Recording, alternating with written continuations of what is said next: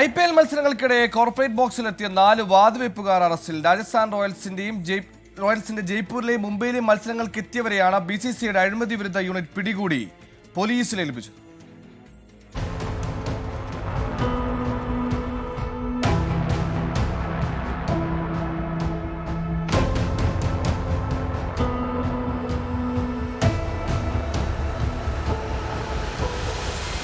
ജയ്പൂർ സവായ് മാൻസിംഗ് സ്റ്റേഡിയത്തിൽ മാർച്ച് 28-ന് നടന്ന രാജസ്ഥാൻ റോയൽസ് ഡൽഹി ക്യാപിറ്റൽസ് മത്സരത്തിനിടെയാണ് കോർപ്പറേറ്റ് ബോക്സിൽ സംശയാസ്പദമായ നിലയിൽ കണ്ട 2 പേരെ BCCIയുടെ അഴിമതി വിരുദ്ധ യൂണിറ്റ് പിടികൂടുന്നത്.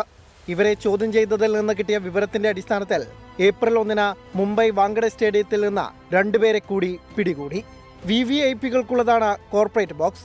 ഇവിടെയുള്ളവർക്ക് കളിക്കാരുമായും സപ്പോർട്ടിംഗ് സ്റ്റാഫുമായി ബന്ധപ്പെടാൻ അവസരം കിട്ടാറുണ്ട്. അവിടെ വാതുവെപ്പുകാർക്ക് എങ്ങനെ ഇടം ലഭിച്ചുവെന്നത് അതീവ ഗൗരവത്തോടെയാണ് BCCI കാണുന്നത്.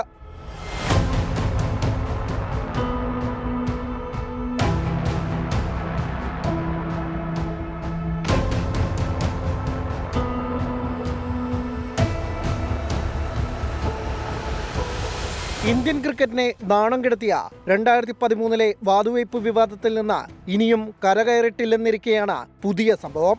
വാതുവെപ്പുമായി ബന്ധപ്പെട്ട് മലയാളി താരം S. ശ്രീശാന്ത് ഉൾപ്പെടെ 3 രാജസ്ഥാൻ കളിക്കാരാണ് അന്ന് അറസ്റ്റിലായത്.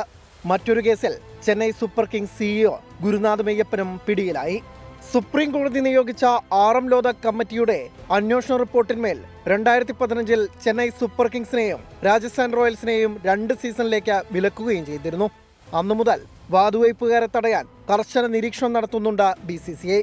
അതിന്റെ ഫലമായാണ് ഇപ്പോഴത്തെ അറസ്റ്റുകൾ. Sports desk 24.